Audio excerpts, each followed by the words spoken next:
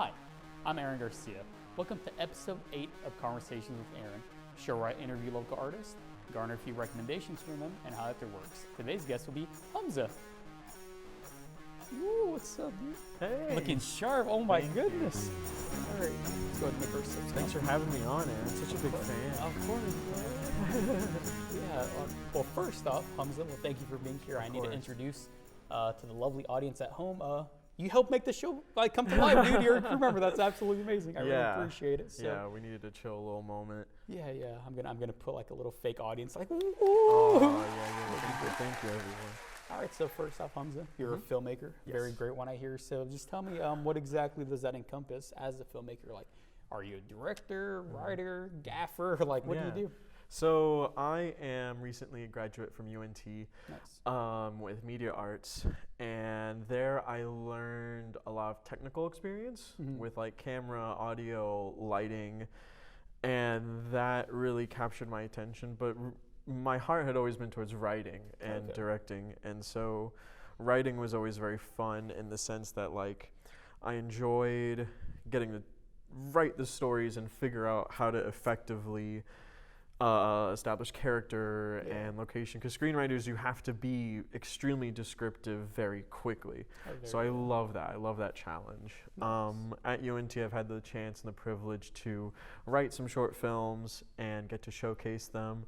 And during these short films, I would either be directing them, or I just kind of be a producer on them, or I would be involved with the technical side of either actually filming or doing audio or lighting or anything like that. Nice. But yeah. All right, groovy. And I want to ask about writing. You know, I seldom have a screenwriter on, and you know, I'm a screenwriter myself. Ooh, look at you. Yeah. 0 movies made, but no. Nah, I've had a couple. But I want to ask you about that because you know, screenwriting is a very, you know, there's a style and technique to like actually writing it. So how did you learn screenwriting? Did you take a class, or did you just like read scripts like online, like from movies you loved? How did you learn the technique and craft of screenwriting? Yeah, absolutely, man. You got to go towards the YouTube school of learning with a lot of this stuff, because you really can't learn how to write until you just do it. And so it would start from fiction workshop classes and storytelling classes in high school. And so screenwriting was always something that I just wanted to endeavor in, and you really just got to like start making it. So I would start and I'd write these awful screenplays, had no idea how to write character. I'd be using like Google Docs, so I'd be like adjusting the sliders to get it centered and everything, and I'm like, that's awful. Oh, that sounds like it takes forever, my goodness. So I learned a lot from YouTubers such as Lessons from the Screenplay, Nerdwriter. Shout out. Yeah, random just people talking about the technique and the form of the actual screenplay. But truly the most important thing to learn was to read which stories you like. If you want to write sci-fi, read sci-fi. If you want to learn horror, read horror. So I'd look up movies that I loved and find PDFs of the script and kind of just be inspired by that. And that was always fun. It's always fun to read and to learn and always be figuring out how to put the language of art into visual, you know? Yeah, no, definitely. And I love that. And tell me about the scripts you've written. Do you gravitate towards like, you know, like, are you more plot based? Are you more like character based? Can you share like any of the ideas that you're interested in? Yeah, absolutely. So when you're a writer, your imagination is kind of always on. You're always sort of thinking of things. And the screenplays from short films I've made have always been, I've done my best to kind of make stories with things that I have. Because that, as an indie filmmaker, you got to make a movie with what you have, not with what you don't have. So screenwriting is always in the mindset of like, okay, how can we actually film this and make this? So it's typically like more drama, character focused pieces, but I always like trying to make it a bit more dramatic and a little bit more towards the side of just like interesting thriller and trying to make these characters complicated in a short amount of time. I have tons of ideas that are otherworldly and just more focused on like the imagination side, and those are really fun to write because they're more focused on the story and the characters instead of the actual thinking of like, okay, can I really write this scene if I know we can't make it or not? And that's always just been a part of the process. Nice, I dig that. And again, as a filmmaker, that's something I sort of learned too. It's like, you don't have like a huge budget, so you really sort of have to condense and abbreviate it. And I've found that mostly it's been fulfilling for me. Like it is sometimes like, man, how would it have been had I had a bigger budget?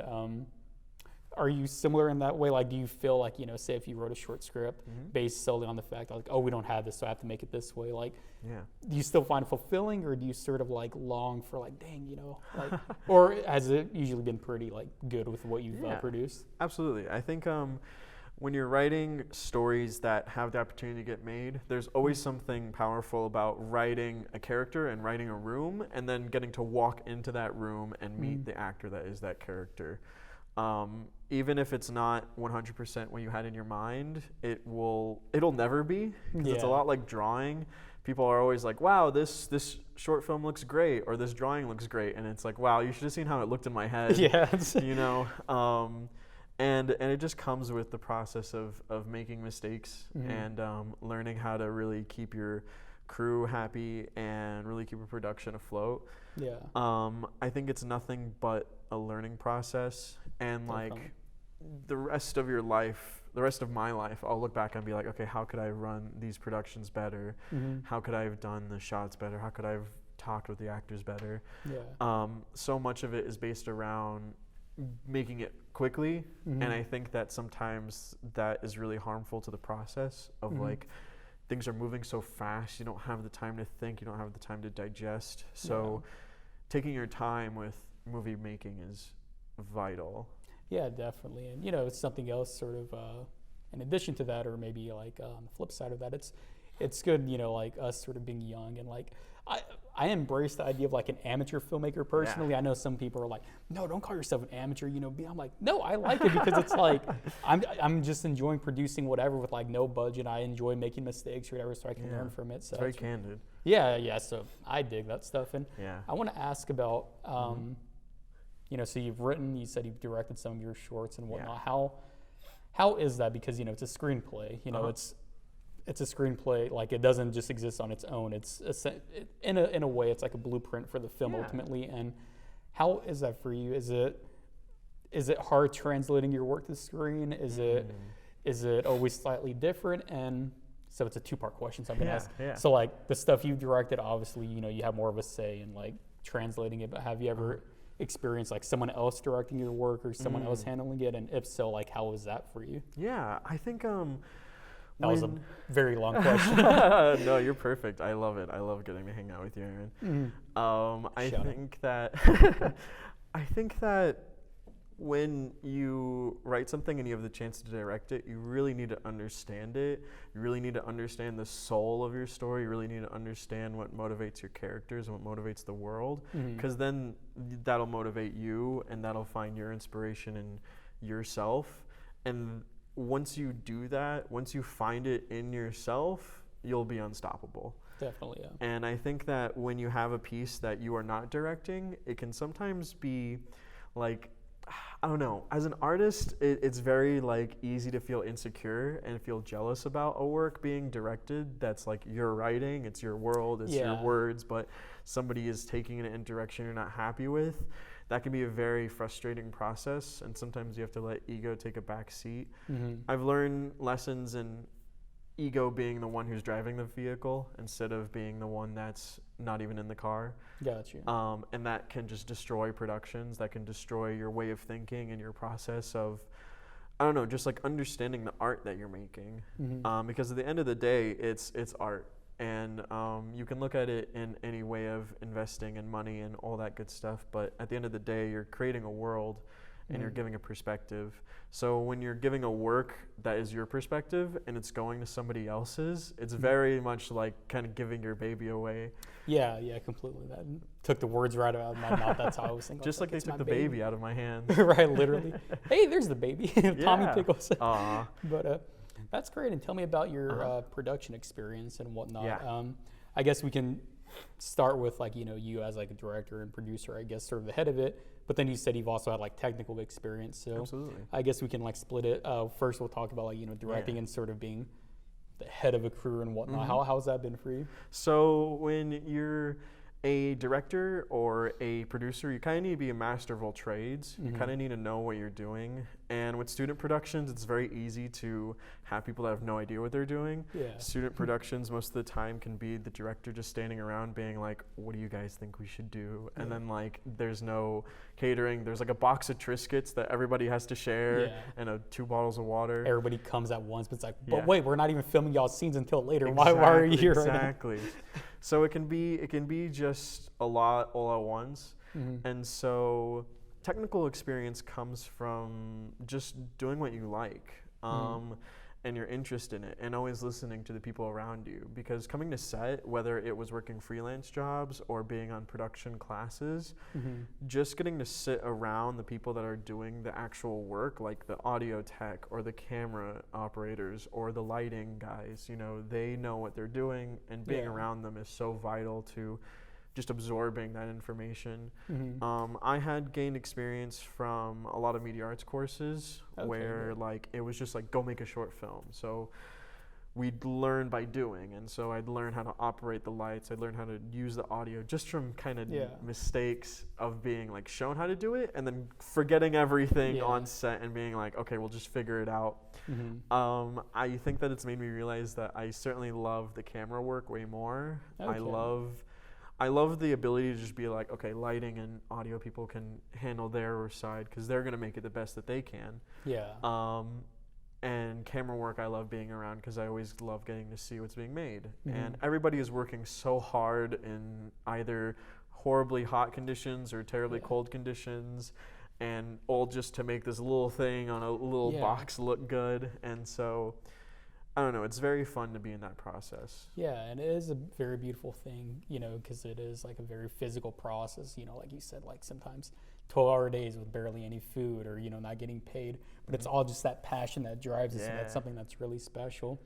And I want to ask, like, about, because you're experienced and whatnot, right? You're a clear veteran, like, just like having gotten to know you like these past like 8 weeks or so, like I feel like you've benefited my life, and you've like, you know, helped, you know, bring the show to life with your experience. So it's great. And thank you. So I want to ask, like, of course. Yeah. So I want to ask, like, when you're on a set, like nowadays, do you, like, any capacity, if you're, you know, in charge of the camera or whatever, like, do you lend that experience, or do you sort of like, do you take a step back and like you just let things run, or do you have like an impulse sometimes to be like, oh, well, hey guys, based off of my experience, blah, blah, blah, like you should do this, or do you just solely let things run, or do you try to get more involved?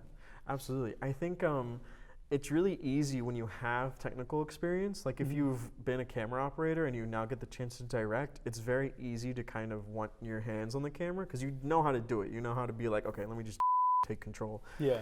And so the biggest thing is that you kind of have to trust people a lot, and it can be really easy to subconsciously micromanage, especially with like things that feel like they should have your specific touch to it. Like I'm very design orientated. I'm very like specific with like making things look cool and like art senses of like designing like wardrobe and background things and posters and stuff like that. That's where I lack. So I think we need to work together. Like yes, sir. So it can be really easy to pass that over to someone and truly like not have a single touch with it. I think that whenever I come to a set nowadays, my process is like I introduce myself to everybody. I used to just show up and be like, okay, I'm gonna be quiet. I'm just gonna be a fly on the wall. Just lurking in the background. Yeah. But then I'm like, okay, I realized that every single set I'd come on a set, and immediately I would not know anybody. I'd be so shy and so scared and intimidated by everybody. But then by the end of the day, it's like you're a family, and everyone's like bonded together through it. And I have no idea if that's the case for big productions, because I appreciate your kind words, but I am just a baby boy who has done nothing but student films and things like that. Hey, it's all good. Hey, like I said, I mean, that's the experience. You know, you learn a lot, like whatever, like again, like the food thing, like the idea of catering or something is stuff that you wouldn't know until you experience. Like, dude, I'm starving. You don't have the budget for it either. Yeah, you know. It's great, but so I love that you touched on all that. And now I want to ask, like, your inspirations and whatnot. Like, why'd you get into filmmaking? Did you like love movies? A certain filmmaker? Like, was it just, it was the easiest degree, so I'm gonna take media arts. Like, how'd that come about? Oh man, it's crazy meeting people that I would like talk to, and they'd be like, "Oh, I want to direct, I want to write," and learning that like they had only recently thought that.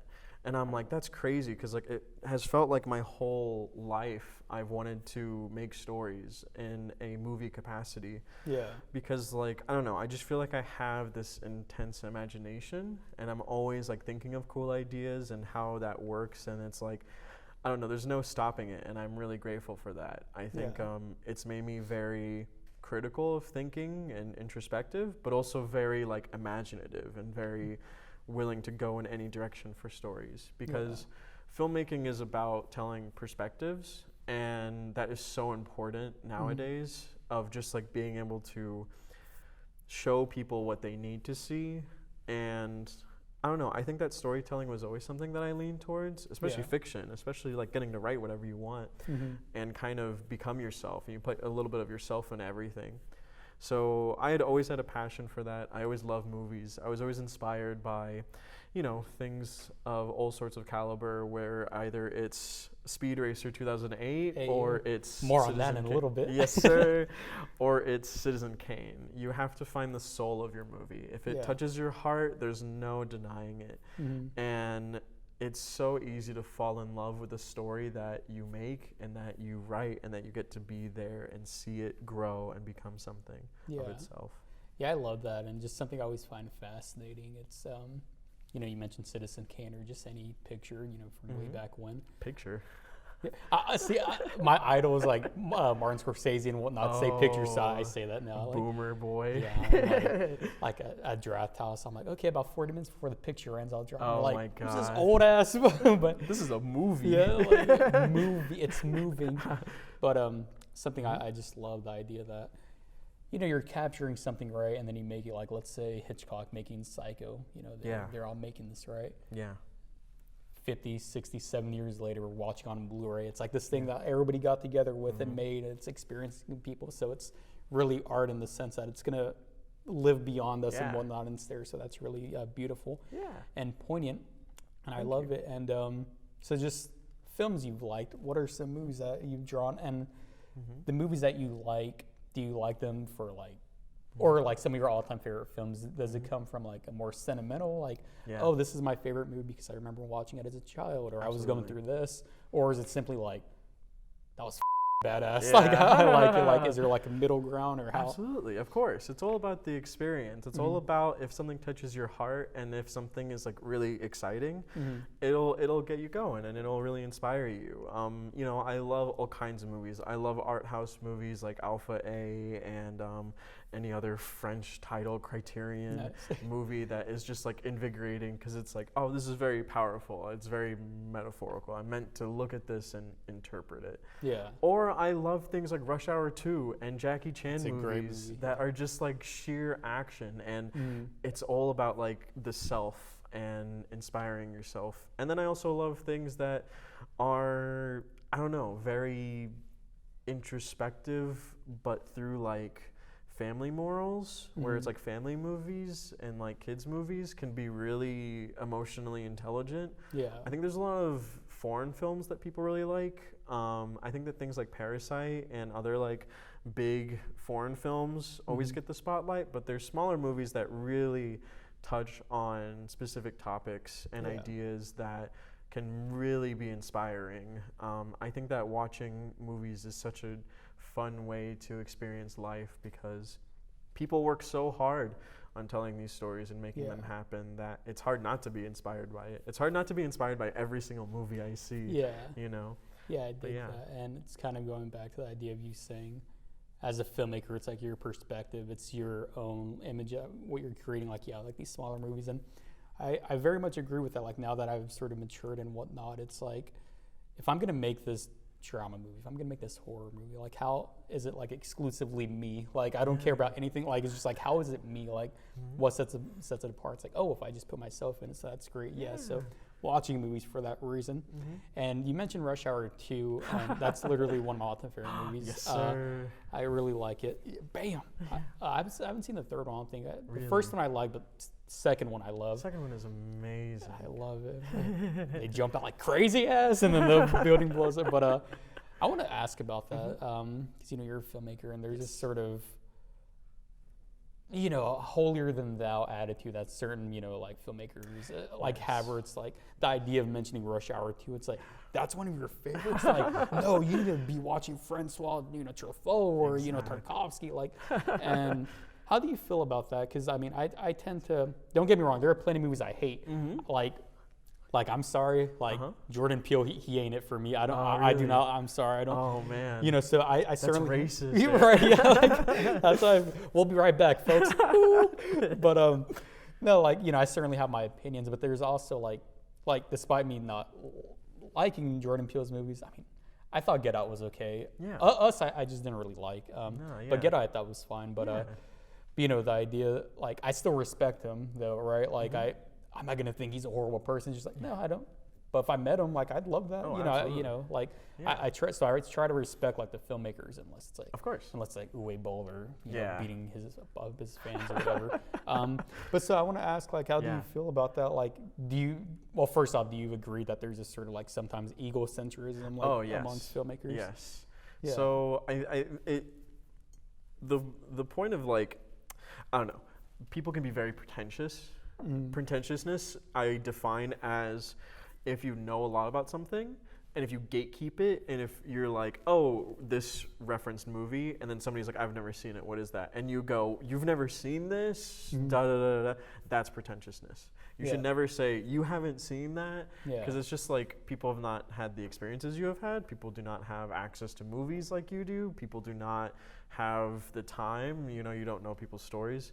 But that's a whole other thing. I think it's annoying when people are like, oh, why do you like Rush Hour 2? And it's like, because it's so funny, and it combines these two highly stereotyped cultures that get to come together in this action brotherhood movie.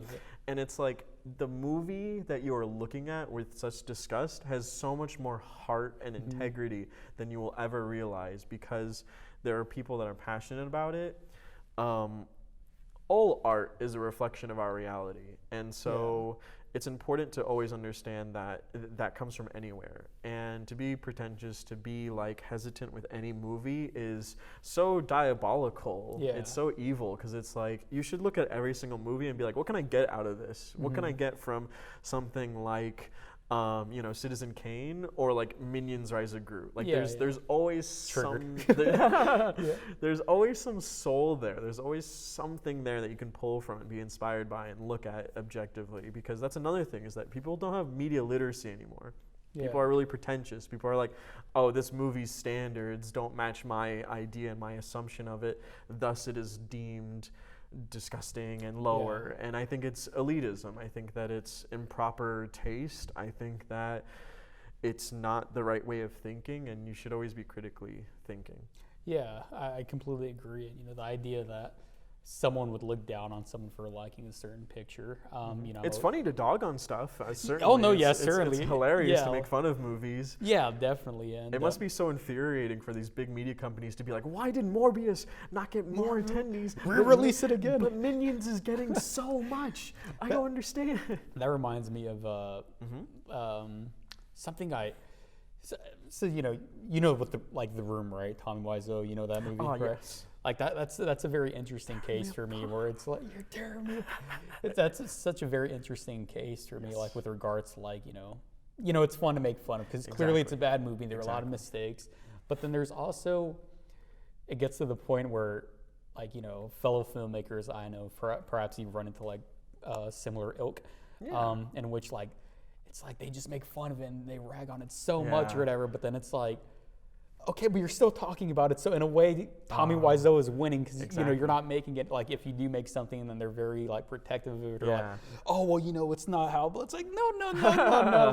like you're gonna be criticized. You have to be, you know, you have to like be vulnerable and let yourself be open to criticism too. So so that's something I always kind of find funny. Like, people like make fun of Birdemic or all these terrible movies, but then gets flipped over, they're like, whoa, no, well, we didn't have the budget. And that's hilarious. When you're making movies, the biggest advice I think is like, if you want to be a director, if you want to be like a writer, and you want to be like a visual storyteller, you have to look at paintings. You have to really study painting and like just look at them and absorb them and understand the emotion and the idea. Like, what are you trying to make me think? What do I think when I see this? So when people watch things like The Room and Birdemic, they can be like, oh, that's trash, that's garbage. But I think that you can always be like, okay, there's some, I can think, I can be introspective, I can sit with myself and my identity and be like, okay, is this how I feel about it? And you're valid. You're valid for every opinion you have. Yes. But say that one more time. In this day and age, people need to realize that. You're valid for your opinion, except if it's a really dumb take. Yeah. And you're allowed to be dogged on it if you say it out loud. Yeah. And if it's harmful, obviously, then yes, that's a, there. But people are not their thoughts. They are their actions. Yeah. And so with artwork, you have to always be looking and examining and understanding, like, okay, where's the introspection here? Yeah. People are always like, oh, art is just a pretentious leftist thing. But it's about empathy. It's about perspective and understanding. And I think that is so important that nobody realizes. Yeah, definitely. I mean, because when you're watching a movie or whatever, empathy, not sympathy, but empathy for, like, it could be the most unlikable character. Because what I love about films, in a way, it's very voyeuristic, like sort of naturally, you're seeing stuff that maybe you're not necessarily supposed to. Yeah. Whether that be something like in a Hitchcock movie, the aforementioned that Psycho. Closet scene in Uncut Gems. Oh my! I remember watching that movie with my dad. What? And I was like, oh no. And your dad's like, shh, I'm getting into this one. I want to see where this goes. That's great. So I loved how you touched on film as like an art, and just because I really try to see it the same way.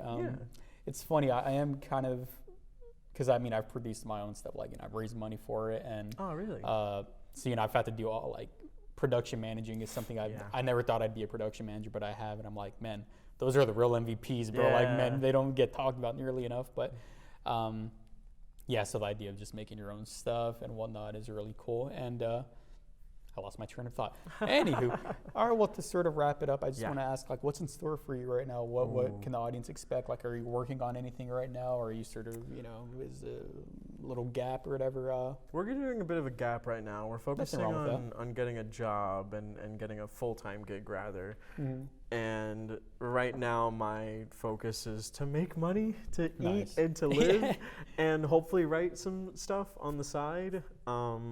The only things I've filmed are like TikToks or just like random videos. Well, that's an art form too, Yeah, like, exactly. Not everybody can be. I don't think I could be funny on TikTok, so I respect people who are actually able to. So I'm not funny. I just make little videos of vibes, and that seems to get the gist. That seems to get the views. Okay, nice. You're telling little kids to dress up as suits or whatever for the group. Yeah, like, exactly. You started that. I love that. Alrighty, Humza. Well, hey, that was really great talking to you because, again, I know you, but I haven't actually had the time to, like, sit down and really get to know you. This is a cute little date we're doing. Yeah. I wish I needed a blazer or something. But by the way, I just want to ask, it's just totally unrelated to film. Was that tailored? Or did you just buy it? I just buy it the size 44 regular. It looks really well. Thank you. I have like a weird body, so when I wear blazers, I look like I look very boxy. So I don't know. Yes, the shoulders. My friend hooked me up with this. This is like a $230 jacket they got me for like $80, and I was like, yo. Yeah. So, some guy from Hollywood is watching, and they're like, only $230? Like they reach into their pocket, they pull out that much money. I love it. All right, well, thank you, Humza. I feel a lot closer to you. I know the audience does, and you ready to recommend some stuff to the audience now? All right, let's do this. Let's get out our pieces of paper. Yes. And or our phones. Yeah, my phone. I got my phone notes. I'm sorry. No, you're good. Alrighty. And by the way, I'm using a smaller piece of paper today. So shout out to Dean. You should eat it after you say all of them. Exactly. And that'll be today's. I'm on a low calorie diet. So. Exactly. All right, so pretty simple. You go 1 1 2 2 3 3 4 4 5 5 6 6. Sure. And alrighty. Hello, audience of Conversations with Aaron. Humza and I are now going to recommend some stuff to y'all. Today, in the spirit of, talking about film, I have 6 films for y'all, so hopefully y'all dig these. The first film I have is one of my all-time favorite movies by one of my favorite filmmakers, David Lynch. It's Mulholland Drive, starring Naomi Watts and Oh, I forgot the other chick's name. Sorry about that, folks. It'll appear right here. Boop. But yeah, Mulholland Drive. It's really great. In a way, I feel it's David Lynch's most like accessible film, next to like maybe The Straight Story. Because if you know anything about David Lynch, he's typically seen as very odd and just sort of like weird. But even though personally, I think most of his movies are pretty straightforward if you just really just pay attention to them. Like there's eccentric stuff in them mostly, but there's usually a beginning, middle, and end that's pretty easy to follow. Mulholland Drive, I just absolutely love. You can do it. You can get through a David Lynch movie. I promise. It is possible. Do a speed run through it, like any percentage. But Mulholland Drive, I've just really, the story behind it is like fascinating, and it really makes me appreciate the idea of art because this started off as a TV show. It was going to be called Mulholland Drive, but I don't think the pilot was picked up, so it was sort of just left alone. But then years later, something happened, and David Lynch ended up filming it as a movie. And so the first half is essentially the TV show, but then the second half is the film. And it's really sort of amazing to think that initially it was supposed to go completely different, like thematic or story-wise, but David Lynch, having this epiphany, like, no, let me make it this way. The stars align, and I just really love that because as an artist, it's like sometimes you think it's going to go one way and then it doesn't. You're like, oh, but then, you're like, well, let me try it this way. And it's like, oh, no, this is how it was supposed to be. So all those obstacles and Mulholland Drive. That's crazy. It's almost as if it's like the process of life. Oh, yeah. And you're always learning and growing. Exactly. Filmmaking is life. You heard it here first, folks. But and notice I haven't really touched on the plot of Mulholland Drive, because don't spoil it. Yeah, it's best to just go in kind of blind or whatever. Just kind of vibe it. Yeah, exactly. Get a little high. It has one of the greatest jump scares, but you need to see it like, if not in the theater, but just like with like the loudest surround system ever. Like I'm not gonna tell you like what tell the minute mark. yeah. Here, okay, so I can skip it, but yeah, check out Mulholland Drive, and check out if you're a Criterion nerd like me, check out their Criterion Blu-ray. It's packed with bonus features and a must-have for any film fan. And I think I've spoken enough about that. All right, Humza, what's your first recommendation? So my first one is a little Netflix series called Drive to Survive. It is about Formula One. I love racing. I love cars. I love motorsport. Always have, always will.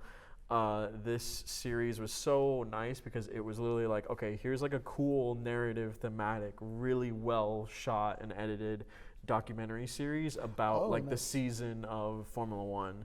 So like season 1 is the 2019 and 2020 and now 2021 season.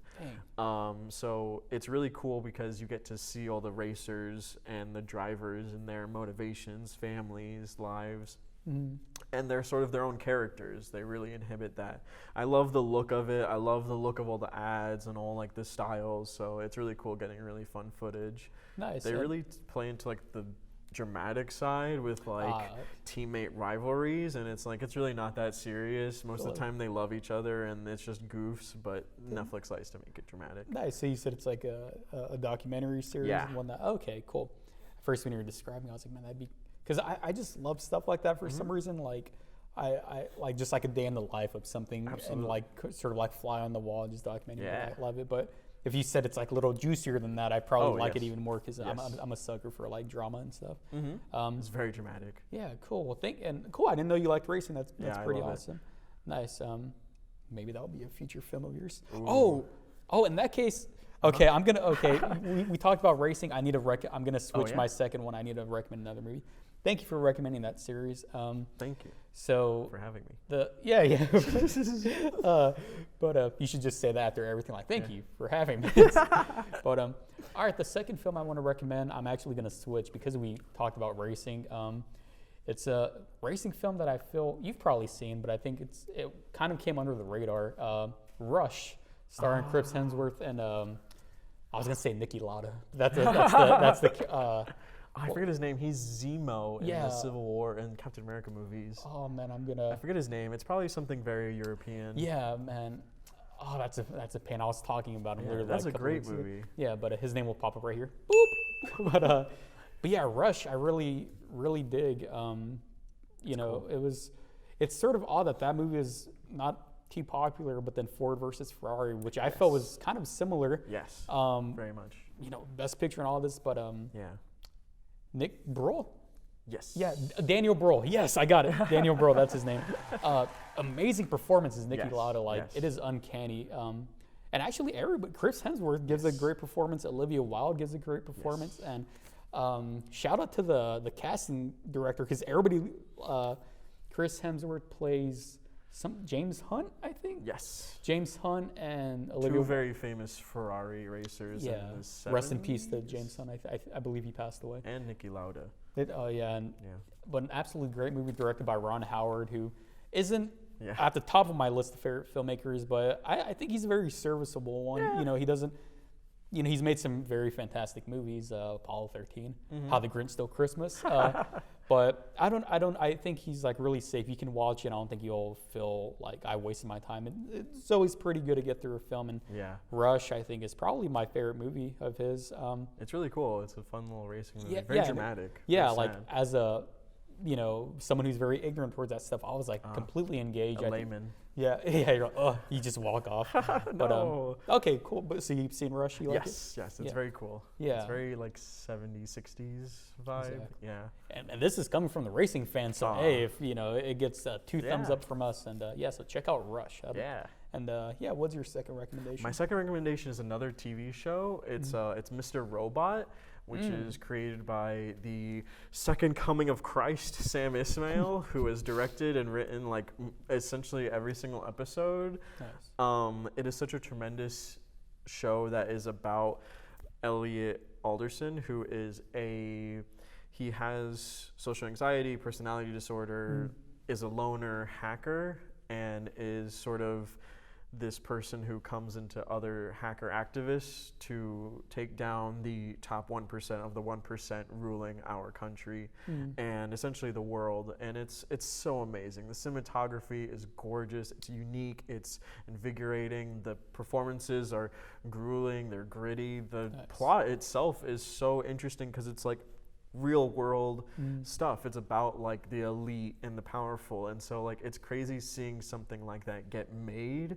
because you're like, you'd feel like people actually doing that probably wouldn't want that light being shown, but it's very based, it's very real, it's very much about like sort of revolutionary ideas. It's very touching. It's just really cool. It's on a USA? Yes, it's on Amazon as well. Okay, nice. And that's one of those. I pirated it. Pirated it? We're going to bleep that. I redacted it. No, I really dig that. Mr. Robot, I haven't seen it. It's Rami Malek. Yes, right? And, Rami Malek and Christian Slater. Yeah. They are tremendous in it. Yeah, and you mentioned like the cinematography, because I haven't like sat down and watched it, but I've seen clips, and it's breathtaking how cinematic it is. And it really just showcases like how, you know, because before it was like television and film were like two completely different things, but like now just with the advent of television, you know, like shows like they've just gotten so good, and like sometimes they look better than, it's like, they belong in theaters, and the movies that are showing in theaters belong on television. It's what's going on with the world. But it's a very good observation. Yeah, it's great. And is that show over? Or is yes. So there's 4 seasons. Okay. The 4th one is amazing. It feels like they were given a blank check. Okay, they do some really crazy stuff. Okay, I'm glad to hear that. So many times I've heard like it's a great show. It sort of falls off at the end, but I'm glad it gets a little confusing, but it will explain everything. Okay. Yeah. Hey, well, check out Mr. Robot, dude. I need to check that out. Thank you for that. Of course. People watch. You're like, he's doing the signal. All right, dig it. Thank you for that. And the third recommendation I want to recommend, the third film I want to recommend, is Paid in Full from, I believe, 2002 or 3. Oh yeah. Starring Mekhi Phifer. It's a really great movie. It's one of the few movies I saw as a little kid. I watched. I remember watching this, and essentially it's about a drug dealer, I think, in the 80s, and just sort of coming to prominence and whatnot. But it's not as, what I've always liked about it is it kind of had a low budget, so it's not, really lavish or whatever. It's really gritty throughout the entire thing. It certainly plays up, the I guess the virtues of getting all this money, but it never, in my opinion, I don't think it ever glamorizes it.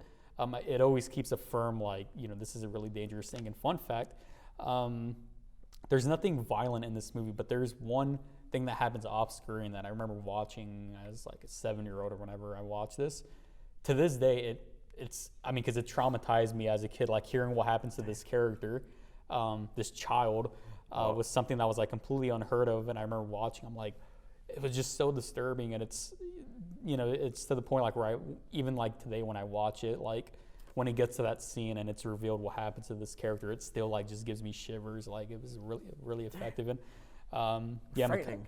Really frightening. But all right, tell your therapist about it later. I am. They're like, you were traumatized. They're like that movie, and then we're just gonna hug and like, yeah, Paid in Full. But yeah, check out Paid in Full. It's a great movie, and yeah, enough said. What is your third recommendation? My third recommendation is Rush Hour 2. Hey yo! Nice. It is on HBO. It is starring Jackie Chan and Chris Tucker. Nice. And they play two LA cops that are in Hong Kong and must take down the local triad organized crime leader. Yeah. It's very funny. It's very funny. It's very like stereotypical humor, so it's like you can take it with a bit of a grain of salt. It's definitely aged, but I think it's hilarious. It's very fun action too. The action choreography is amazing. Nothing is better than seeing like Jackie Chan do crazy flips and beating people up, and then Chris Tucker like off screen be like, "Damn!" Yeah, I love like watching that movie. Watching it somewhat recently. So well shot. Like you compare to like movies and the choreography, it's great. They don't go for those fancy one takes that a lot of movies do, them where it's like on a steady cam and it's like it's just like a static master shot and Jackie Chan's doing his thing or whatever. I love the massage parlor fight scene. That's so great, and I love it. I always laugh when he like takes a towel and you just see that guy's bare ass or whatever. But I know why you're mad. It's like, I did it. But it's definitely like watch old Jackie Chan movies like Police Story and Accidental Spy, because those movies like just show the action and just let Jackie Chan have the space to do the action, and it feels so much more powerful than like any other blockbuster movie right now.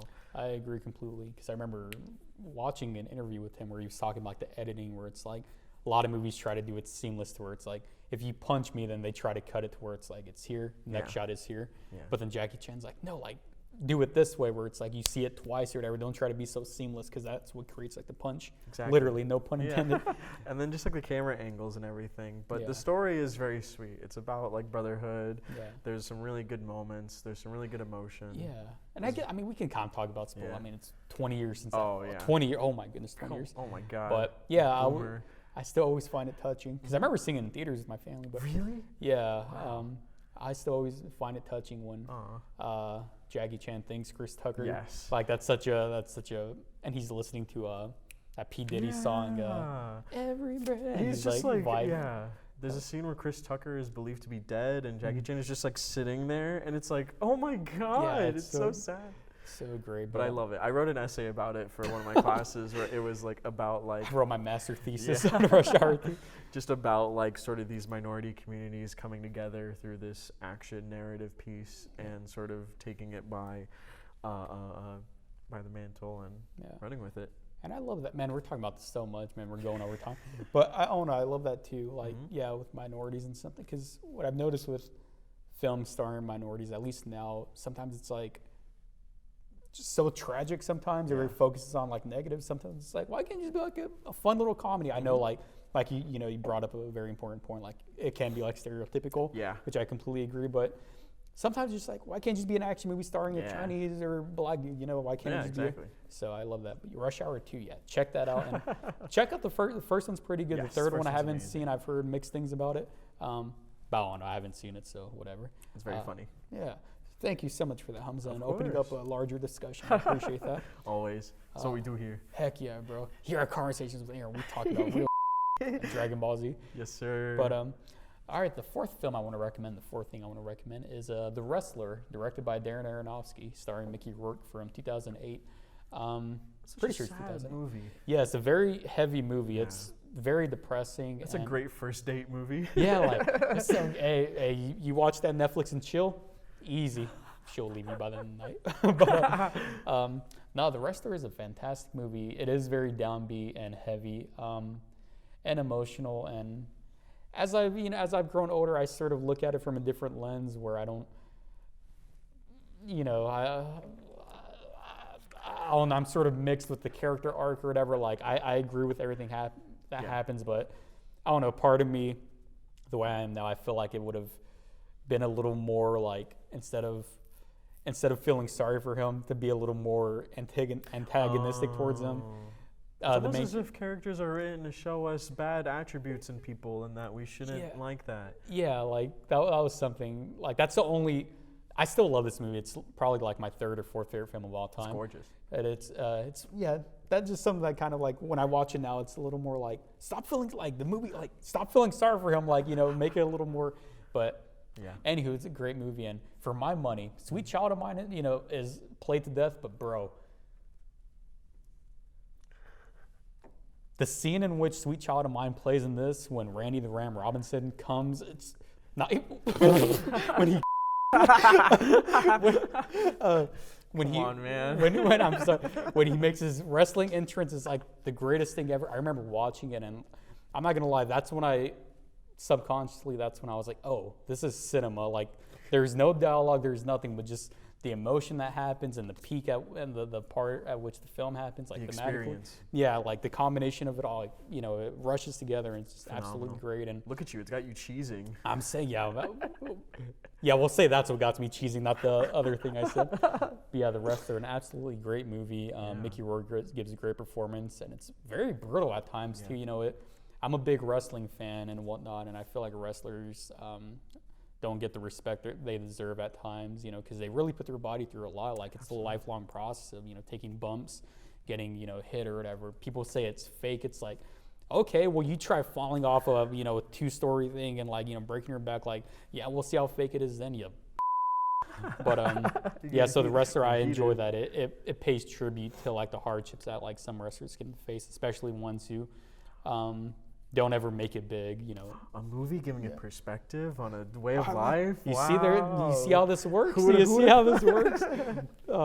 have thought? This is gonna be the episode that gets us canceled for some reason. Why? That I love. Have you seen it? Yes. Yeah. I don't remember a lot of it. Do you remember the Sweet Child of Mine? Yes. Yeah. See, bam! Like, it's such a standout, so badass. But I like it. Yeah. So, all right, well, that's my fourth film. What's your fourth recommendation? My fourth recommendation is Speed Racer 2008. I don't know the actor's name, but it's got John Goodman in it. Emile Hirsch. Yes. Yes. Yeah. It is so amazing. It is probably one of my favorite movies of all time. It's in my top 4 on Letterboxd. It is phenomenal. It is just so much heart and passion, and like, there's something that like it just like really understands me, and like I don't know, it's really touching, it's really sweet, it's very emotionally intelligent. There's so many good points of like fatherhood and motherhood and family, but also like his endeavors into the world of like I don't know, like wealth, and like proving that it's always about finding it in yourself to be the best that you can be, and not letting anybody tell you otherwise, especially businessmen, and especially people that are trying to cheat their way through it. It is a little dated in the CGI department, especially within the first 10 minutes, but I would say like get a little drunk, watch that. It's a tremendous time. I wonder, two things about it. I think I may have seen it as a kid, because you said 2008, right, is when it came out? Yes, I may have seen it like during middle school, but I feel like that was a movie that was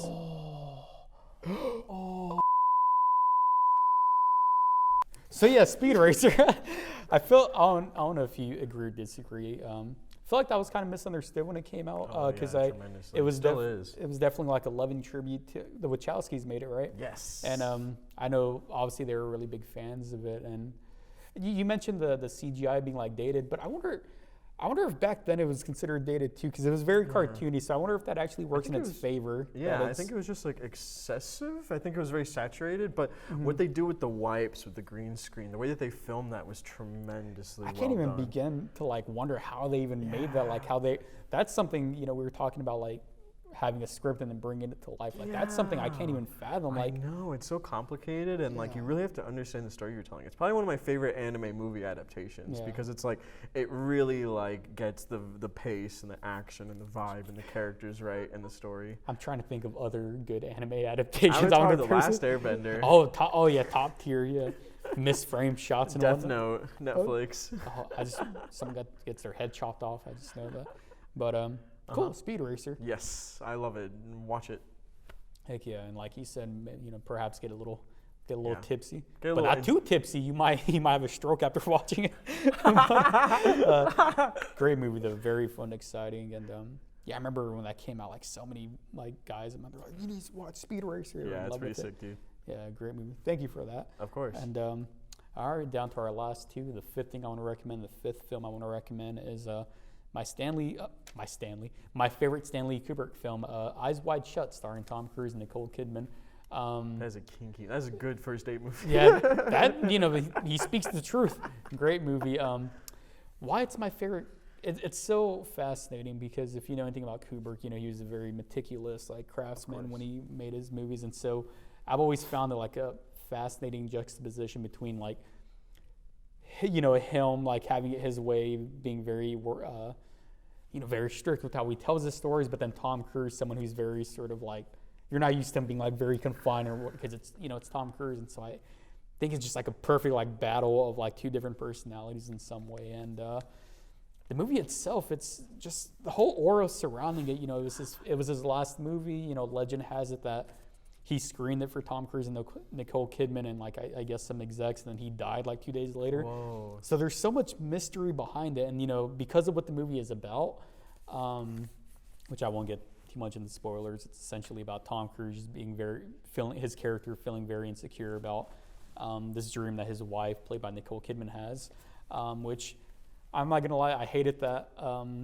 I kind of related to this movie. I related to Tom Cruise's insecurity, and that's when I realized, I need to get my together. It's almost as if characters can represent deeper parts of our thoughts. Exactly, and we are not fond of. And it's almost as if taking that chance to be very vulnerable in the script can actually affect people in ways that, brilliant, bro. Whoosh. Oh my god. But yeah, Eyes Wide Shut.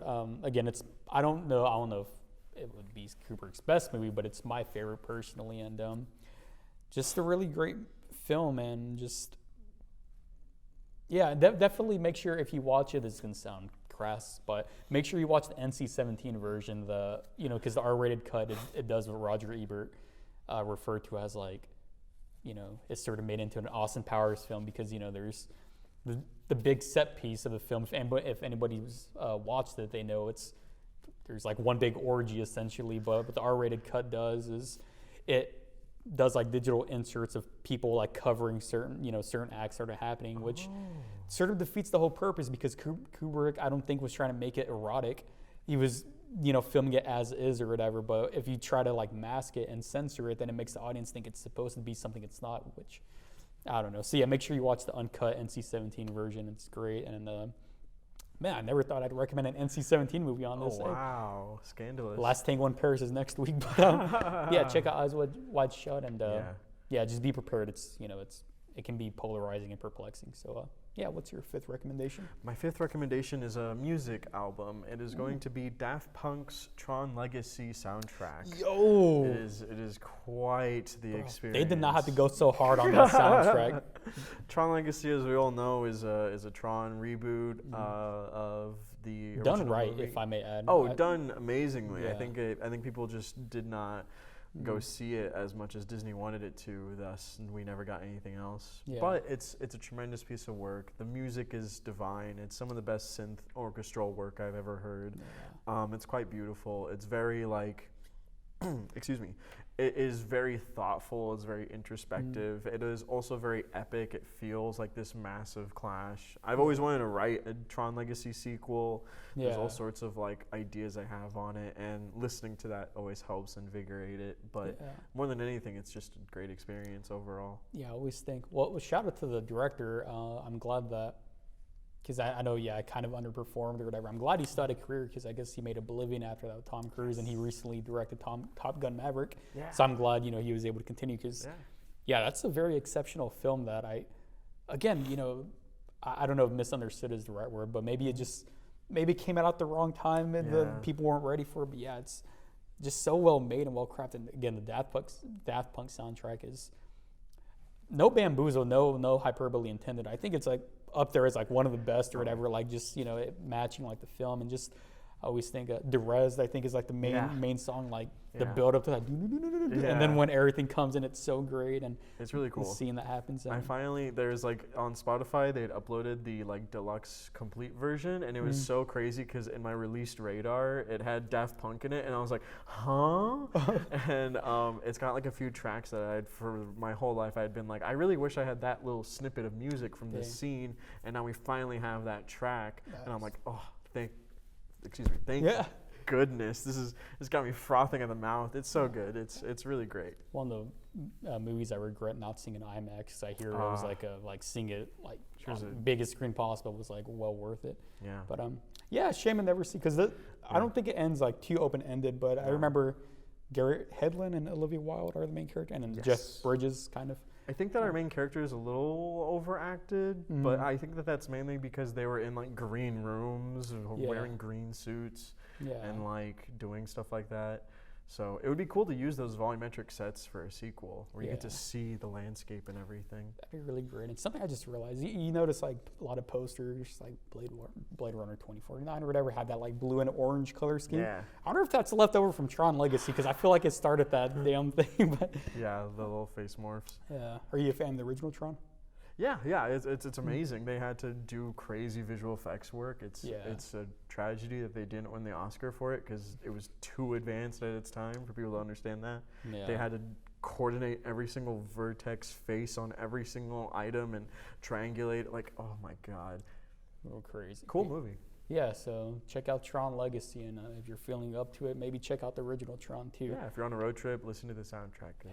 If you're about to fight someone, listen to that and just get your ass kicked. But yes, sir. Oh, thank you so much for that. I've loved all your recommendations, and now we're down to our last ones. Yes. All right, so my sixth and final recommendation for today is another Tom Cruise movie, American Made from 2017. This is. I don't know if it's underrated, but it's very overlooked, I feel, because it's not a Mission Impossible movie. It's not Top Gun. It's just a regular sort of, Tom Cruise plays a pilot, and I feel like that's the only reason why he made it, just because he wanted to fly. But it's so good to just see him play a grounded character who's like vulnerable and sort of unlikable, who makes mistakes and isn't perfect. Well, actually, his character is likable in it, which I attribute to Tom Cruise as a performer. But it's such a, just watching it was just such a relief, because again, it really showcased or served as a reminder, like Tom Cruise is just like a good actor. He's pretty solid, and I wish he would do more movies like this. I mean, not that there's anything wrong with I enjoy the Mission Impossible movies and his action films, but it was just good to see him in just like a regular character piece. And yeah, so check out American Made if you're a fan of like the sort of Scorsese aesthetic, seen in like Goodfellas or Casino. You'll definitely enjoy this because it's very much in that vein. So yeah, check out American Made. That's my sixth and final recommendation today. And Humza, would you like to finish us off? My final recommendation is eco-terrorism. It's time to fight back against the revolutionary. Nice. I don't know. I couldn't think of anything. Oh, and then G-Men come and just escort us. Oh no! I love that. Bunch of boys in suits. The Despicable Me crowd. Oh no, they're on to us. Run, Humza, run! Spill the baby cup water. Well, thank you for that. Of course. Is something we need to protect ourselves and our land or whatever. Fun to see what we're both into.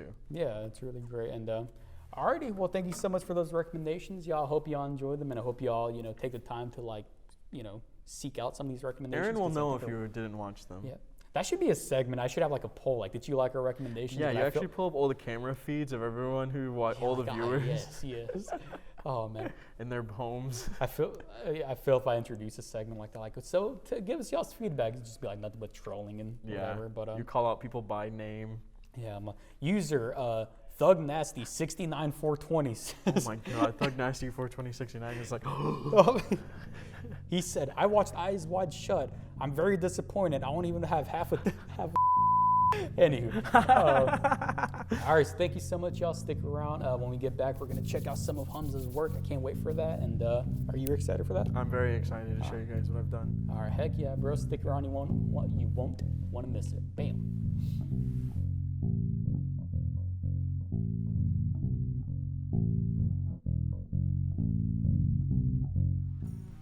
And we're back. All right, thank you folks so much for sticking around. Humza and I are now going to look at some of Humza's work. I'm very excited for this. And thank you. all right, so first off, Yes. you know, the first clip, you want to tell us a little bit about it, give us some Yes. context. So this is one of the first short films I had the pleasure of working on. It was for the UNT course Film Styles. The short is titled Lila. It is something that we got the chance to write and create. I wrote like the first draft and kind of like pitched the idea, but I really was just like a producer on it. We had an amazing crew with Amanda Lee directing, and then we had Sammy Sloan act in it, and just like a really good time getting to work on something and make it. Nice. Yeah. All right, well, let's go ahead and check out this clip right quick, y'all. Let's do this. How do I put this? When I first saw her, she was beautiful. Everything about her, just absolutely captivating.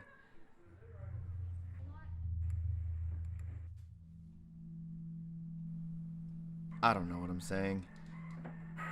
It wasn't that serious.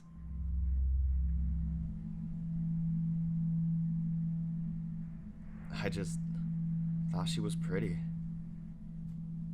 I just had to see you again. And again. And again.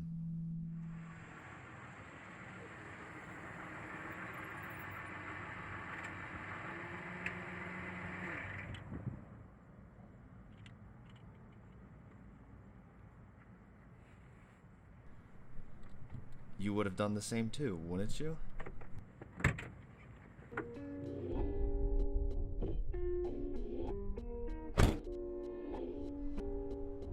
Put yourself in my shoes. What would you have done?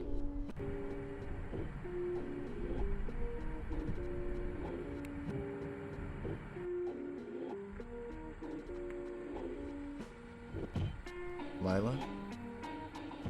If I had a person I liked, I think I would do anything I could to have them. Come on, I was just kidding. Lila, I said I was just kidding. What are you doing? I didn't mean it. Lila, please. You're a quiet little one. Seems like one of those nice guys that can never get the girl in the end. That type of thing. I even thought you were kind of cute.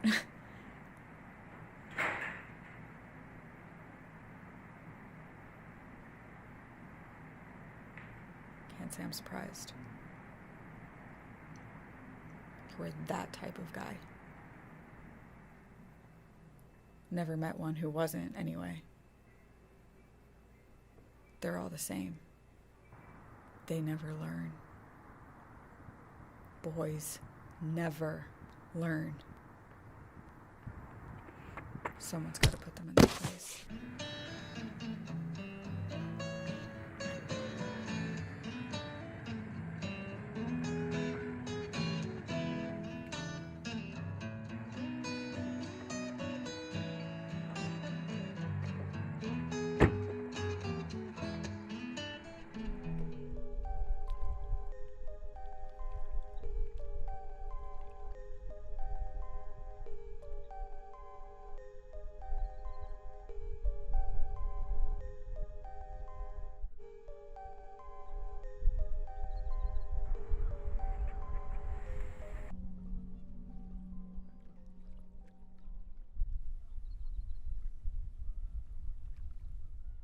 Someone's got to do it.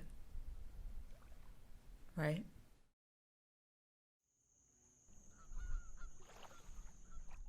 So you wrote this, correct?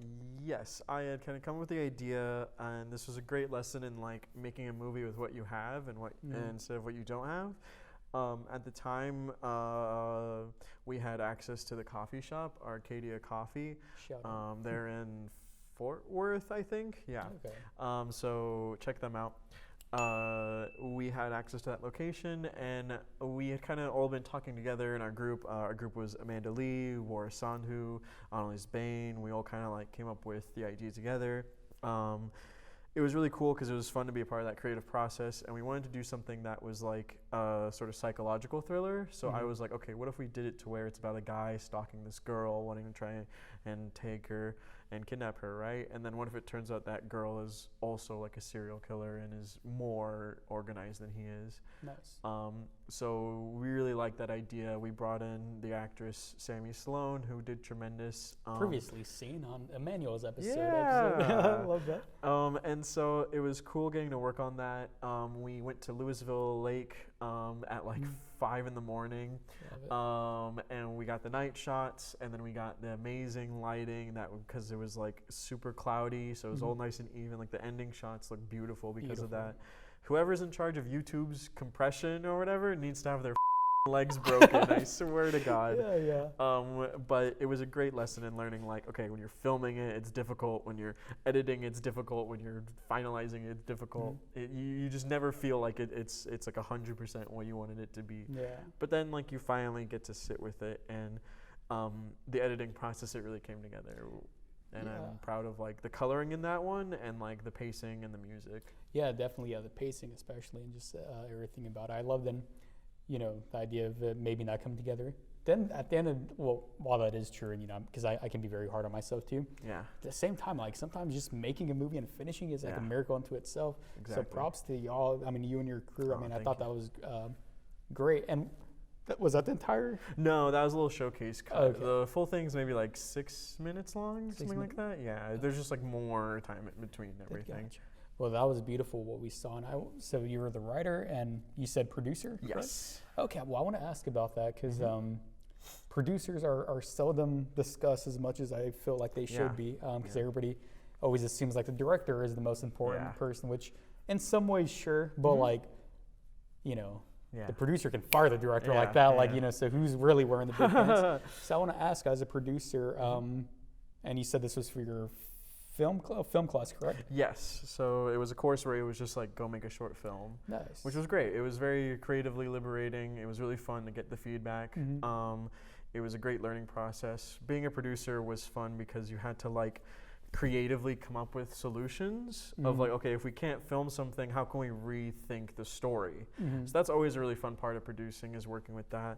Nice. I had been a director and producer before on things, and so like I had learned a lot of mistakes that I had made, and like, I'll always look at stuff and be like, I wish I could have done that better or this better, but I think that your main goal as a producer is to keep everyone happy and like their stomachs full. Yeah, keep things afloat. Exactly. And then also kind of be creatively thinking about the process.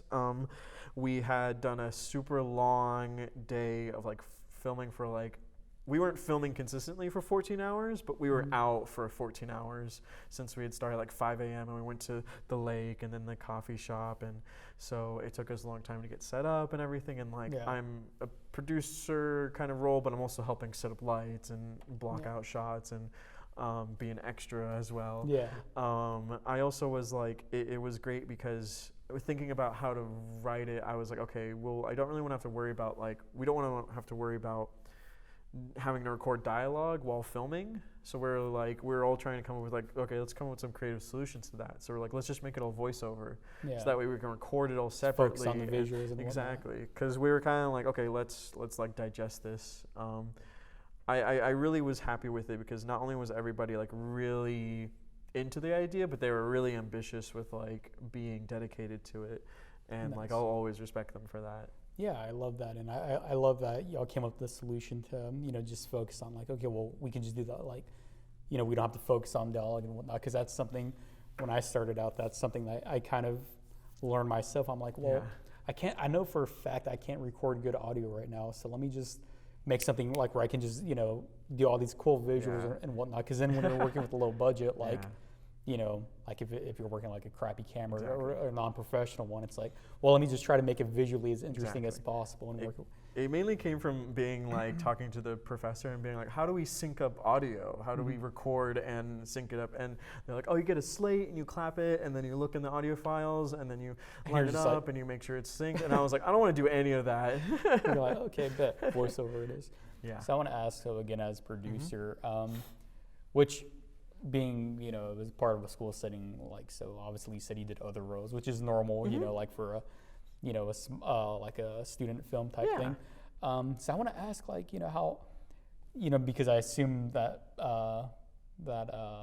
authority fell into your hands, you know, the idea of like scheduling, planning out days and whatnot, hiring people, or maybe not hiring them, but like, you know, assembling the crew and whatnot. And so I want to ask, like, first off, like, how was it scheduling that thing? Because I mean, there are multiple locations, you know, different type, you know, so it gives, I like that it gives the impression that perhaps y'all didn't, maybe not like $1 million budget, but like maybe y'all had it pretty good when it came to money and whatnot. So how did you go about scheduling that? Yeah, so we had organized the script, and the process of putting a film together is you have your script. The script comes before anything else. Or the idea, the script, you take this script and you put it into a schedule and your shooting schedule of like, okay, which scenes should we shoot when? And then as the director, as the producer, as the creatives, your goal is to memorize that thing and be like, okay, we're filming this then, we're filming this scene on this day. And then you organize them into a manner of like, okay, we want to get maximum scenes in a day, so we'd film like most of our locations in one day, and then we had another day where we were filming at my house for his scenes, printing at the computer and putting up the thing, and then we filmed in just a different room for when she's at the desk. And so coming up with solutions like that of like the same building and the same like environment, they're literally like 10 feet away from each other, but it can feel like a completely different household or environment. And so you got to be thinking about that when you're a producer and director. And how did you go about, you know, keeping the energy up, or just, you know, ensuring that like artistically the director was fulfilled, the actors, but then also ensuring that, you know, they're humans and like they obviously had needs, you know, working long hours. How did you, as a producer, like help that? Because, you know, again, that's something, you know, me and Emmanuel talked about in episode 3, I believe, where, you know, sometimes like people can, you know, you got to respect that they're human beings, like trying to make art, but at the same time, like these are lives and whatnot. So how did you, and was that like a conscious thing, like, hey, okay, I need to make sure that maybe I'm feeding them, or like how did you go about like managing not the artistic side necessarily, but the you know, the human side of it? I think it's always important to be as thoughtful as you can.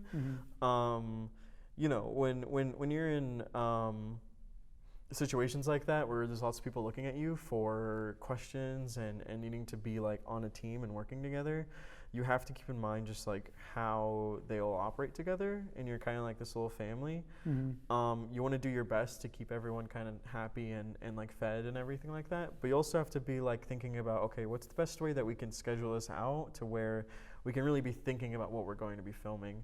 I've certainly had problems with projects where I've just bitten off more than I can chew, and like unfortunately that like costs the morale of the crew, and then you think for the rest of your life like, we should have filmed those scenes on that day, and then we would have gone through so much more, or even cut things and rethink them. And it's like, what you can do on set is always the best, because what you can do on set is be there and ask people, like the script supervisors and the assistant directors, like, what do you think about the scene? What do you think as we're doing it? Like, what are your kind of thoughts on this? Like the PAs, like talk to them and be like, how are you feeling about this? And like what they're kind of going through and what they're thinking, because they're there, they're a person and they deserve that dignity. I like that. So I always love working with people like that, and that's always really fun. Yeah, I really like and deeply admire and respect that you know, you said that, because it's like, I know sometimes if you're in a filmmaking class, it's like, you know, everybody wants to be the director, everybody wants to be, you know, the head honcho, and it's like, oh, I'm the PA, therefore it's like, well, no, you can still, you know, we're in this together. Like, well, first off, especially in a school setting, we're all trying to learn, so everybody's, you know, input is valid and whatnot. I put everything to Amanda on that project because like that Shout was out. so inspiring of just like seeing how she got to like interact with everybody on crew and then like the actors, like how And to talk Amanda to them. was the Director. Director. Okay. Yeah, and so she really had the experience from like doing other stuff, and then Warris was our DP, our director of photography. So getting to sort of Great look. yeah, getting to kind of talk to him about like, okay, what are you kind of thinking about how we should do this, and pacing yourself out like that, and always just be thinking like, okay, what's like, what are your thoughts? How do you think we should be doing this? And then getting back and forth dialogue through that is always important. You got to communicate. Definitely. You know. And I want to just quick little questions. How many days and how many hours per day, about, if you recall? I would say we probably filmed everything in 2 weekends. We did one weekend where it was like Saturday, Sunday. Yeah, so Saturday we did the Chris's scenes, who Chris was the main stalker character. We did his scenes in my house, and then the next day we did Sammy's scenes at the desk. And then after that we did another weekend where we went out to the lake and we filmed that in the morning, and then we went to the coffee shop, we filmed there. And then afterwards, we wanted to film the parking lot scene that night to be like, okay, we'll get it all through and we'll have Sunday just for pickups. But everyone was tired, everyone was worn out by the end of it. You know, we're driving all over the place and packing up. And it was also hot, and so it was tough. But we had Sunday, so that was another part of being like, have little buffer days. And then that way we were like, okay, Sunday we'll film the parking lot and we can have call time to set be like 9 p.m. and they have the whole day to relax. Nice, I dig that. Just on like an aside, I like that you said like y'all had a day for pickups, because that's something I learned the hard way. I'm like, you know, like when I make movies from now on, even if we're not going to use them, I need to at least schedule like 2 or 3 days like solely for like reshoots or pickups or whatever. Just, you know, like have the actors block it out, worst case scenario, because something inevitably is going to go wrong or different. That's how you want to be a director, learn acting, learn blocking, learn how to talk to your actor and how to give them the performance, give them an idea to think about, an emotion to latch onto. I always think, like, I think Greta Gerwig said it, shout out, one of my favorite filmmakers, is I'm so excited for the Barbie movie. Bro, that's going to be hilarious. But sorry, what were you going to say? Actually, this kind of like covers more of it, because, you know, you said you've done a lot of things, and I think that's really beneficial, because it's like, if you're not, like me, for example, or like, you know, I don't really have a good eye or whatever, so I will never be a DP, but I have been a DP before, so it's good to like do every single thing, at least give it a try, so like you can empathize and understand what they're going through. Yeah, you can learn how to talk to them. Yeah, so as a director, you know, I think it'd be, or just whatever, if you've ever worked as an actor, I think that's hugely beneficial to you, because you want to be able to communicate effectively to the people, because ultimately, you know, if you're the director or producer, like you need to get it across, and you need to be able to see it through their eyes, their human eyes and whatnot. And if you ever want to be an actor, like say hi to everybody on set. You walk past a gaffer that's just holding a C-stand, just be like, hey, how's it going? Yeah, because they are busting their ass, dude. Yeah. Like, the talent obviously is very important, but man, the people like set up and strike, like that is a... And people love that. People love when the actor is like talking to everyone on crew, being like, hey, how you doing? What's up? All right, let's do this scene. I will say, perhaps you'll disagree with me on this. If an actor has an intense scene or something, and you know they cut, and then if you're a crew member or if you're someone who's not the director, shut the up and don't offer them advice unless you're the director. So many times, like, I'll be doing something and a PA or someone will be all like, hey, I think you should do this in your performance. Like, everybody's opinion is valid up until a certain point, because then you're taking over someone else's job. Undermining your authority. Yeah, it's like, check your privilege. You're being, no, because I get it. Because you're that direct line. You're the line of like confidence and being like, okay, we're having the connection. But if someone else comes in, now they're like broken that. Now they're thinking about what everyone else is thinking. Now they're thinking about every single thought that is at them right now. Yeah. So just a little piece of advice. But all right, the last question I want to ask you about this before we go on is, so you wrote this and you produced it. You gave a huge shout out to Amanda, the director. Yes. And I just want to ask about, you know, the creative process. We talked about like, you know, your role in the sort of logistics, but now the creative side. Was it an easy collaboration? Did y'all meet in a happy middle? Did did she bring some things as a director to your script that you didn't initially have? Yeah. And could you discuss that a little? Yeah, we had Arliss Bain be our screenwriter. Like she wrote like the final script that we shot, and like there were a few scenes that I think we like cut. I think maybe there was some dialogue we changed up. I think that there's a few things that we just like tweaked in the end, but overall the creative process was a lot of fun. Nice. I think the biggest thing was just like actually making it happen. I don't think there was any point where we really like butted heads or anything like that. That's I think good. we all communicated. I think all of us were also like, we're pretty happy with it. A lot of times you'll meet people that are just kind of like on board with whatever you're doing, and that's always great. That loyalty is really important, and that is something that you should respect. If you have authority, you should respect that title, and like people will follow you and follow that, and so you have to wield that with a lot of grace and understanding. Nice. So yeah. Okay, I dig that. And I guess that also probably helped too. That it was for a class, like Yeah. so you guys were, you know, it wasn't like you wrote the script like 10 years ago and you were bringing it out, and Yeah. so I like that. So it was Yeah. very collaborative, and I'm glad to hear that because you know Very grateful. because sometimes you hear in classes like you know there's a bit of a tug of war, but It's a group project, and so it Yeah.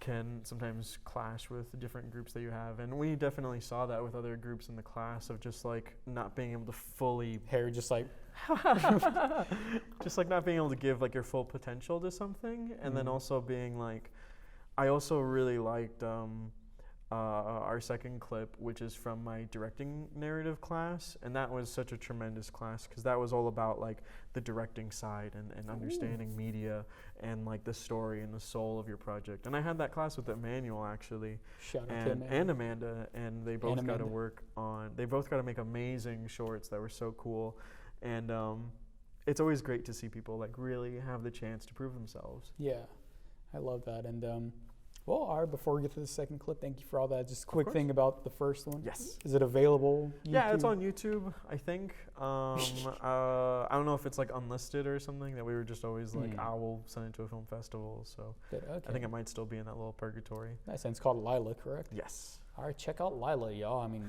man, I'm loving this stuff. I can't wait to watch the second one. You want to give us some context about? Yeah, so the second one is titled Silence the Snake. This was a directing narrative media project. I wrote and directed this. It was a really cool process to be a part of. I had the idea for a minute. I was inspired by works like Barry and Mr. In Between, which are like comedy hitman things. This short was just something I wanted to go towards the more dramatic, more action side of it. But yeah. Nice. All right, well, let's check out this clip real quick. Let's do this. Howdy there. You have a situation that I can help you out with? Yeah, I've never sought the work of a hitman before.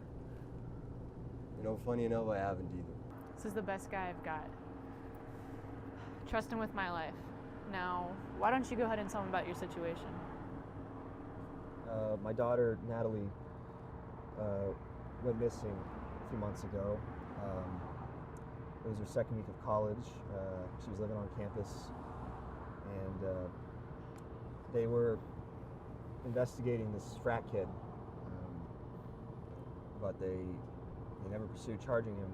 So I'm asking you to just investigate this kid, because I know he knows something.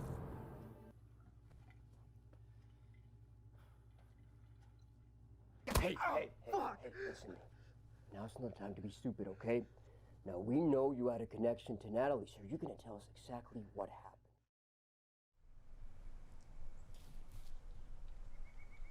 You put her body in the river.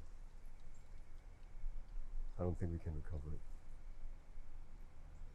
I'm sorry. You did take something from her, though.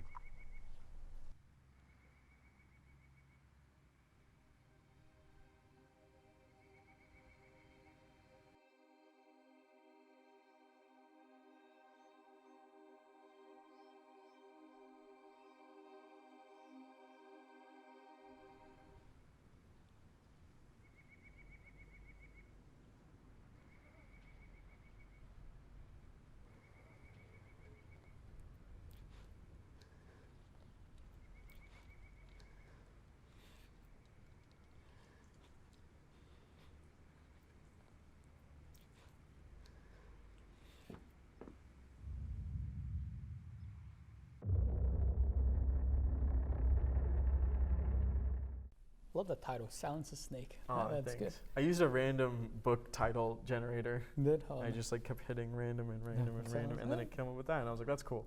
Your computer crashed. That was the last thing you saw. You're like, all right, Silence the Snake. Yeah. All right, great. So you directed that, correct? Yes. All right, awesome. Well, I want to talk about it. Striking stuff, really great. I love the tone that you set and whatnot. Oh, thanks. And first off, sort of heavy subject matter and whatnot. So how did you approach it, like with the actors and whatnot? How as a director, and was this at this point where you like already had experience directing? Was this like the first couple and like so if so, how did that shape your approach to working with the actors? And I think you bring up a good point. I think this was my first short film that I directed.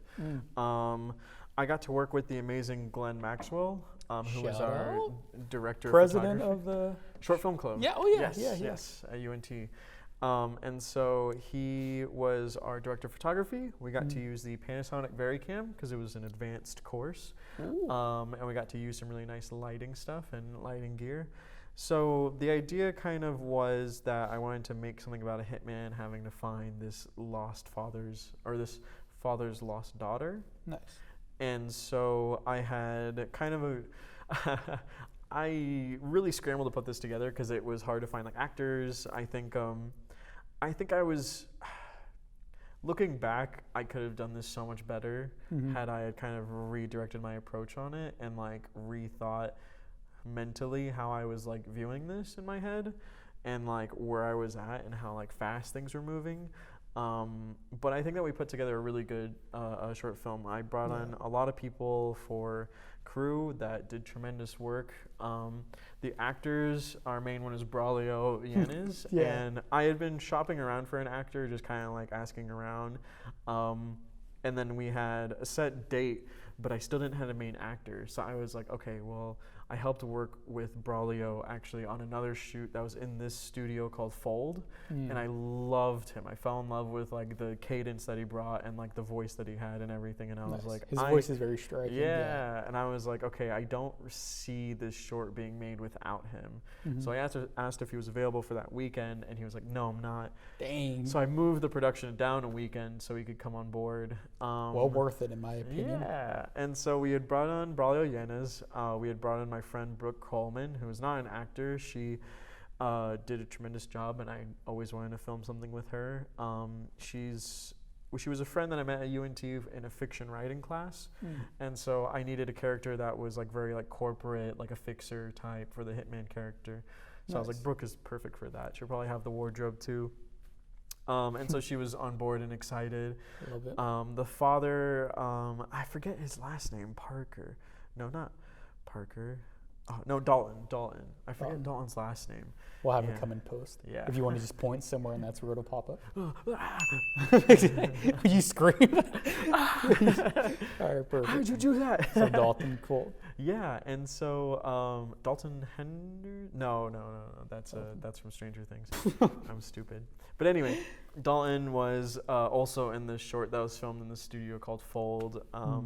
And Glenn was on that, and so I work on that short. I was basically like, okay, can I have some help with my short? Nice, and nothing wrong with that. You know, that's good. Yeah. Reach out to people. Networking will put you places a degree can't. Exactly. So working with them was really cool. We also brought in the fantastic Tim Jones, and Tim Jones is like an actor. Shout out. I met him in I was helping a friend film like another project, and Tim was there, and so I was like, Tim, would you like to work in this role as this frat kid who gets he was the one who deliver- Okay, nice. Yeah, and so we had brought in the group of actors, and I was like, okay, this is very like heavy stuff, and they were all like, we've never really worked with heavy stuff like this before. So I was like, okay, take your time with it, really get your emotions down with it, kind of talking with them back and forth and rewriting it and getting to feel the process. I think they all did tremendous. When you have really good actors, you really don't have to talk to them a whole lot. Yeah, like they say, like casting is like 90% of directing. Yeah. Like, you know. Yeah, I think my biggest thing was that I probably should have sat with Dalton a lot longer to really nail the father like monologue. And just like filming that outside was really pretty, but the audio was so hard to get because there was so much traffic. And I don't know, you just think about things like that, like how you could have done that better and stuff like that. But Yeah, it's definitely part of the learning experience. You know, the idea of like truly scouting out a location on the like, you know, like if you're gonna film on a Sunday, it's like, well, make sure you check out because I was, you know, I've done the same exact things. I'm like, oh, like I visit a place at night. I'm like, oh, it's fine. But then we film there in the afternoon. And it's like, hella sun. But exactly. So you get it. Yeah. And we had filmed, we kind of scheduled it a little wonky. I think that looking back, I could have scheduled it a bit better. But honestly, we were just running with what we had. We had filmed, what did we film? We filmed the, I believe that we filmed the backyard stuff. Between the conversation between the like the father and the detective. I think that we had filmed a car scene. There's a car scene because I'm in it. I'm in the short as well. I play the hitman's like little guy, or whatever. So we have a short little comedy scene, and we filmed that one first, and then we filmed the gas station scene, and then we filmed the backyard scene in my shed, and we had Tim sit in there, and the shot where Braulio and Dalton are both like standing behind the bushes is so funny because like while filming that, Braulio was like a little hungover, so he like threw up in the middle of that take, and was just like right back into it, and I admired that so much. He was just like, 1 second, Okay. All right. yeah, exactly. So I was like, that's great. Nice. And then we had actually blocked out all the windows in my house to get the living room scene because we wanted it to be like night. So we just blocked out all the windows and filmed it at noon. It was really cool because I really wanted to really nail like coloring and sort of doing more dramatic sort of acting stuff. Okay. Looking at it now, I think that it's really cool. I'm proud of the way that it came out. Yeah, it looks great. Thank you. Yeah. I think that it was just a big learning process. Yeah, and you know that's the best we can do. Like you know, just like learn different things and whatnot. Yeah. Whatnot right now, because even right now, you and I may think like, oh, we're on top of the world, but then there's still so much we don't know. Exactly. So it's all great, and I want to ask about the sort of the cinematography, some of the shot selection. Like, was this heavily storyboarded? Because I assume like there's the coverage you have with the gas station scene. It's a coverage that we're used to, a wide master and over the over the back more like it's not just over the shoulder. Yeah, and I just really like that. Exactly. So you and Glenn Maxwell, the DP, did y'all storyboard this heavily? Yeah. Or is it so we used a software called Storyboarder. It is free. Really check it out. It is a 3D software where you get to basically mold and place characters and place camera position and build an environment, and you get to just build out the scene. It takes a while, but it is very effective and giving a very clear illustration of what you want. We did storyboard it quite heavily. I think that there were a few shots where we got more coverage than we really wanted, or rather we got coverage we didn't think we'd get to be able to shoot. There were a few shots where we wanted a bit more movement. I think that generally when working on it, I think that I probably should have honed in more on how I want the camera sort of placed to really give the shot. That's what you really want to talk with your technical people with your director of photography and everyone on camera team being like, okay, how do we translate this 3-dimensional space into a 2-dimensional viewing? Yeah. And so that takes a lot of blocking, it takes a lot of practice. You have to really understand how to tell that to the people that you're working with. Yeah. And I think that I was just so caught up with how fast everything was moving. I don't think that I took the time to be like, okay, let's pause, let's rethink this shot to give it a better composition. Got you. So in that, with regards to that, was were things like lens choice, was that a conscious thing, or was it sort of first off, did y'all use a zoom lens, or did y'all prime lenses? No, we use prime lenses. Glenn is very knowledgeable in sort of understanding focal lengths, and so I kind of just let him take reign on that, and we got some really cool shots. Yeah, I like the sort of pan with the frat guy, and it looked like kind of fond of sort of medium-sized lenses, medium to long. So we filmed with a 35 millimeter for most of it. We used a 50 millimeter for some closer ones. I think we used a 14 maybe, something like that for the bush or the bush and the gas station walking up scene. Nice.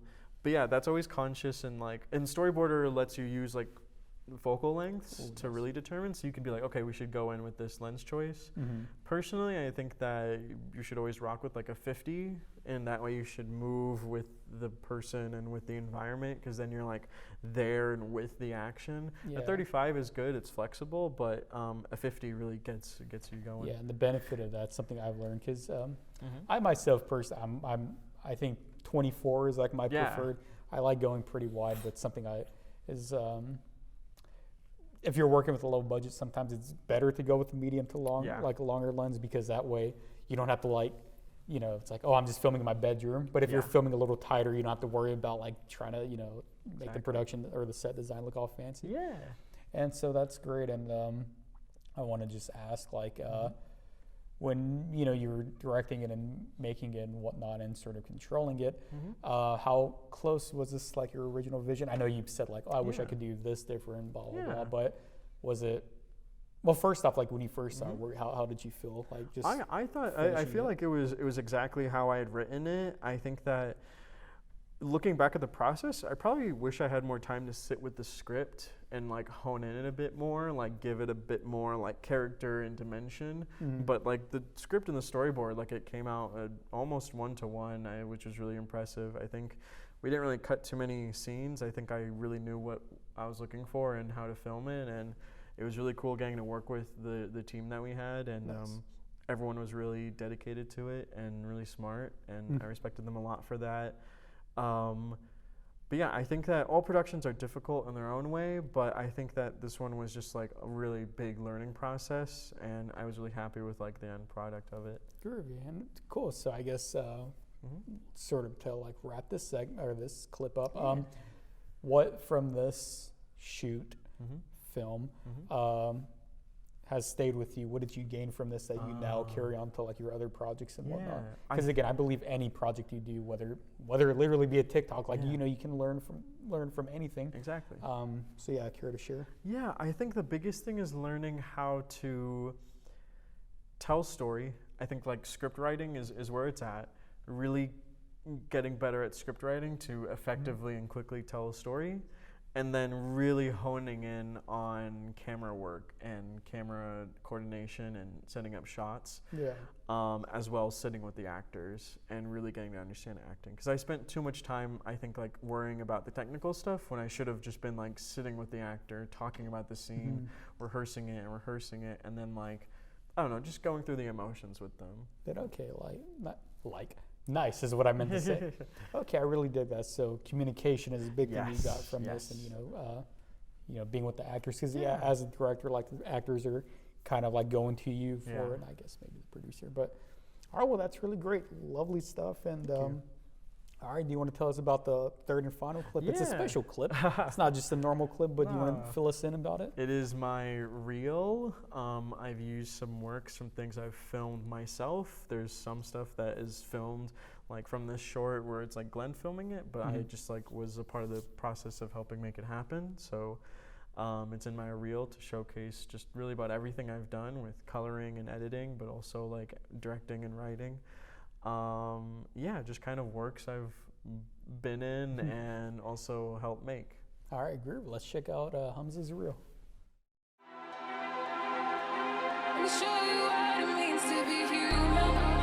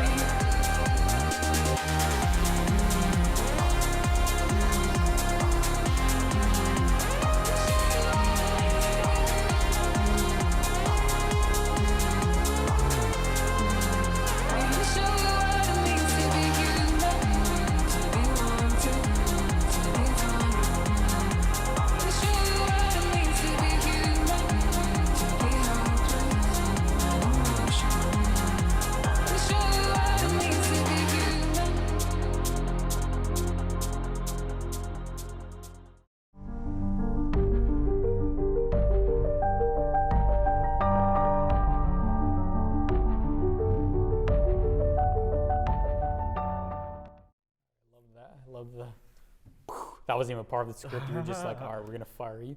Yeah, those are all just kind of pieces from my YouTube channel and stuff like that. It was really fun to, I don't know, think about what I really wanted to throw in there. I realized there's a lot more stuff I've made, and also realized that there's a lot less that I made. I wish I did more action stuff and try to pull that off. But yeah, I think it's been such a fun experience getting to make movies and work on these short films and learn how to write and direct, but also how to like technically make stuff. Yeah, definitely. I agree. I love filmmaking. I can't. I'm hungry to make another one. Yeah, and then also like learning like motion graphics and design and posters and title cards. I love the graphics you had for that. That was very, very great. And something I want to ask that a reel, having a reel. Obviously pretty important. Like, have you shared that with others? Like, has creating and owning a reel, like, has that opened up any doors for you? Have you seen any benefits from having that? Because obviously it's pretty essential, like a resume, right? Yeah, the most important person I've shown is my mom. Nice. I think she really likes it. She approved? Yeah. She's like, this is cool. No, not necessarily like opening any doors yet. I have been like applying to jobs, kind of throwing it around of just like, this is my reel for things I've worked on. But really I more point towards like just like what I've done and my technical experience, because I think that that's what the job market kind of looks for. And then like my personal experiences too, like how much I've grown and how much I've changed from productions and mistakes I've made and lessons I've learned, but also like successes I've had and chances I've made. But the reel is really just to show off kind of what you're about and like some stuff that looks cool and hopefully gets people interested. Got you. In a very quick manner. Okay, I really dig that. And all right, well, sort of, I guess to wrap it up, so I know we sort of talked like what's in store for you right now, but let's go beyond that. So writer, director, producer, you know, set designer, production designer, what are you like really working towards? Anything really. I'd really love to wind up acting and directing. I think I really want to hone in that and learn how to do that and try my best at not only being on camera, expressing emotions and getting in tune with that, but also like how to get in tune with an actor having to demonstrate it and talk to them. But more than that, I really want to write, and it's so frustrating. Like, like I love people like Hunter Schafer that are like just kind of like thrown into thrown into Euphoria, and then like their first script that they ever write gets to be made into one of the best pieces of fiction she did write storytelling. Nice. So it's just like, it's so infuriating to be like people that like, that's your first screen, that's your first final draft like project file gets to be made. I bet that's what Sam Levinson was telling me. He's like, what? You wrote that? But it's really cool. It's a chance to kind of write stories and make it happen. Nice. Right now I'm working here in the studio, helping you get set up. I help You make this show come to life, dude. I help just kind of put cameras together, audio, lights. Everything. Yeah, I think you should do a little behind the scenes video of conversations with Aaron. Show off the control room, show off. Comment down below if y'all would like to see it behind the scenes. Show your editing setup and everything. That'd be good. That would be cute. I would watch it. Get a 10-minute clip the explaining the purpose of each of these little every single one. Yeah, start with Bucky. Yeah. All right, cool. Well, thank you so much, Humza. It was so great, getting to see your work. Clearly, you're very talented and whatnot. I'm so grateful. I've been able to meet you and that, you've always, because again, he helps a ton, bringing the show to life. So I very much appreciate him. Very kind words. And well, best of luck to you in your future. I really hope we're able to work together someday. Be really great. And any final words to the audience you'd like to share? Never stop creating. Find it in yourself to tell the stories that you want to tell, and you'll be unstoppable. And don't ever stop thinking and making art. Heard it here. Watch Jackie Chan movies. Heck yeah. Start with Rush Hour 2, to get that mainstream thing, and then dig a little deeper. I love it.